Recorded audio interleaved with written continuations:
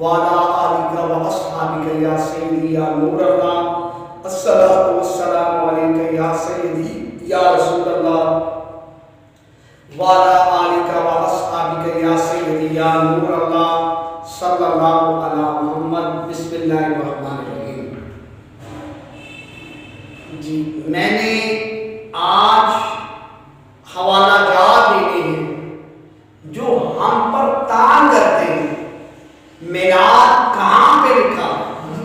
میلاد کہاں پہ لکھا ہے؟ اور میلاد وہی تو بات ہے کہ میلاد منانا قسمت والوں کی بات ہے. بدبخت تو میلاد حضور کا منا ہی نہیں سکتا. بدبخت تو حضور کا میلاد نہیں منا سکتا. بھئی میلاد آپ کا بچہ جب پیدا ہوتا ہے تب آپ اس کی برتھ ڈے کرتے ہیں, سالگرہ کرتے ہیں, وہ جائز ہے. آپ اپنے بچے کی سالگرہ کرتے ہیں وہ جائز ہے. آپ اپنے بچے کی سالگرہ, آپ اپنے بچے کی پیدائش پر مٹھائیاں بانٹیں اور آپ اپنے بچے کی سالگرہ پر جشن کریں, تو جس کی وجہ سے یہ پوری کائنات کا نظام چل رہا ہے اور جس کی وجہ سے پوری کائنات بنی ہے اس ذات پر آپ میلاد کرنا آپ کہتے ہیں کہ یہ جائز نہیں ہے. نمبر 2, مجھے یہ بتائیں کہ جب آپ عقیقہ کرتے ہیں, سال کے دن عقیقہ کرنا یا 21 دن, الغرض یہ ہے کہ وہ جو عقیقہ کیا جا رہا ہے وہ بھی شکرانے کی بجائے اللہ کا شکر ادا کیا جا رہا ہے.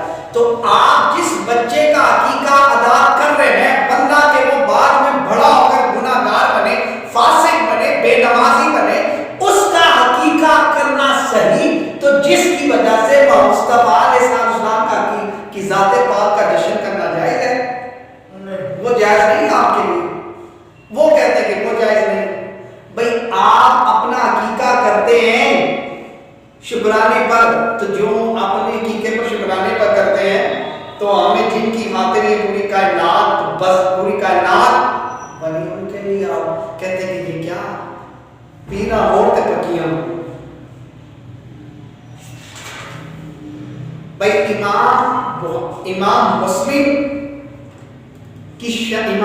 نے کی شرح کی ہے, امام صحیح مسلم کی جو حدیث ہے اس کی شرح کس نے کی؟ امام نووی نے. امام نووی کتاب الاذکار کے اندر یہ بات فرماتے ہیں صفحہ نمبر 16 میں کہ پہلی بات یہ ہے کہ جب معاملات ذکر پر آئے مستحبات کے درمیان, فرمایا کہ پہلی بات تو یہ ہے کہ جب کوئی اگر فضیلت جو آپ کوئی بات عمل کر رہے ہیں, عمل کے اعتبار سے اگر کوئی چیز جو آپ عمل کر رہے ہیں تو بھئی جو حدیث ضعیف بھی ہو تو فضائل کے اعتبار سے معتبر ہوتی ہے. آپ اشراق چاشے کی نماز کے بارے میں جو آپ کو حدیثیں ملتی ہیں اس کی سندیں ضعیف, لیکن ہم مانتے ہیں کیونکہ فضیلت کے اعتبار سے معتبر ہوتی ہے. یہ اسماء نجات آپ دیکھیں, مصطلح حدیث اٹھا کے دیکھ لیں, جس مرضی فن حدیث کی جب کھولیں گے اصطلاحات تو اس میں آپ کو یہ مل جائے گا کہ بھائی فضائل کے اعتبار سے ضعیف حدیث بھی معتبر ہوتی ہے, فضائل کے اعتبار سے حدیثیں ضعیف بھی معتبر ہوتی ہے. اب یہ بتائیں کہ آپ بھی تراویح پڑھتے ہیں, وہ جو فتنہ دجال ہے مرزا انجینئر اور زکر اور ذاکر نہیں, بھئی آپ ہماروں پر فتویٰ لگاتے ہیں کہ درباروں پہ جانا شرک ہے, مندروں پہ جانا جائز ہے, مندروں پہ جانا جائز ہے. طارق مسعود دیوبندیوں کا مولوی, وہ گیا مندروں پر, طارق زمین وہ بھی مندروں پہ گیا. تمہاری قسمت میں مندروں میں جانا ہے, ہماری قسمت میں داتا صاحب کے در میں جانا. اپنی اپنی قسمت کی بات ہے. اچھا ذمن بات, اب کیا کہا کہ آپ بھی تراویح پڑھتے ہیں رمضان میں, ہم بھی تراویح پڑھتے ہیں, آپ بھی جماعت کے ساتھ پڑھتے ہیں. تراویح کے باقاعدہ میں ایک قاری مقرر کیا جاتا ہے, ایک حافظ مقرر کیا جاتا ہے جو آپ کو 30 رمضان یا 29 رمضان آپ کو قرآن پاک سناتا ہے. ٹھیک ہو گیا. اب یہ جو قرآن پاک سنانا ایک امام کے پیچھے مقرر کرنا یہ کس نے کیا؟ عمر فاروق رضی اللہ تعالیٰ عنہ. عمر فاروق رضی اللہ تعالیٰ نے ایسا کیا نا کہ صحابہ کو ایک قاری کے پیچھے نماز تراویح پڑھنے کے لیے اکٹھا کیا. کس نے؟ عمر فاروق نے. اور پھر اس کے بعد میں نیما بدعت ماسا، یہ بڑی اچھی بدعت ہے اور ہر بدعت بری نہیں. فرمایا کہ اب یہ کس نے کہا؟ یہ حدیث بھی بخاری کی ہے. تو بخاری میں دکھاؤ، بخاری میں دکھاؤ. میں نے تو کہا تمہیں تو بخاری پڑھنی بھی نہیں چاہیے، تمہیں تو بخاری پڑھنی بھی نہیں چاہیے، تم اپنا بخاری کوئی اور ڈھونڈو. کیونکہ امام بخاری رحمۃ اللہ تعالیٰ علیہ جب حدیث لکھتے ہیں 16 سال میں حدیث لکھی، اور جب بھی حدیث لکھتے تو حدیث لکھنے سے پہلے غسل فرماتے. اب دن کے اندر اگر 11 حدیثیں لکھی تو 11 بار غسل کیا. اب سردیوں کے بھی ایام ہے اور سردیوں کے ایام میں غسل بھی کرنا ہے اور پھر حدیث لکھنی ہے اور پھر اس کے بعد 2 نمازیں پڑھنے اور پھر اس کے بعد مراقبہ کرنا، پھر اس کے بعد استخارہ کرنا، پھر اس کے بعد حدیث لکھنا.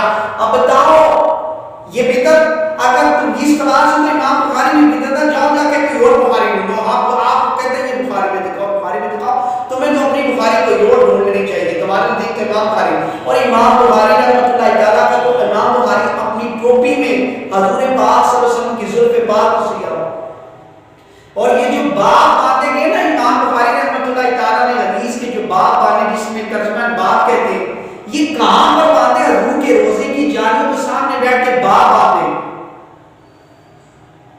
امام بخاری رحمۃ اللہ تعالیٰ کے بارے میں جو آج کیا فتویٰ ہے گل ہو رہے. تو عمر فاروق رضی اللہ تعالیٰ عنہ نے ایک مہینہ مسلسل ایک قاری کے سامنے، ایک قاری کے پیچھے سب کو اکٹھا کیا. کس نے؟ عمر فاروق نے. اور پھر حضور فرمایا یہ بڑی اچھی بات ہے. اور حضرت اور بخاری اور اگلی بات بخاری کی حدیث ہے اور یہ حدیث کون سی ہے؟ 2210 حدیث. اور جو دوسری حدیث میں نے آپ کو بیان کرنی ہے وہ کیا ہے؟ وہ بھی صحیح بخاری کی ہے. وہ حدیث کا نمبر ہے 915. حدیث کا نمبر کیا ہے؟ صحیح بخاری کی حدیث 915. حضرت عثمان غنی رضی اللہ تعالیٰ نے نماز جمعہ کی 2 اذانیں دوسری اذان شروع کی. نماز جمعہ کے لیے دوسری اذان شروع کی عثمان غنی رضی